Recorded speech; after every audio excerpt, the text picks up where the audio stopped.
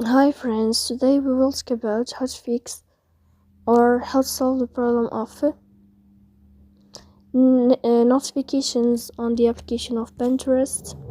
You will go to Pinterest to settings here as you see. In this page you will go to apps, default apps, app settings.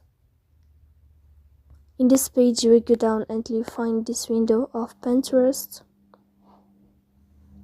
Here in this page of app info you will click on first stop and you will click OK. Here you will enter to storage.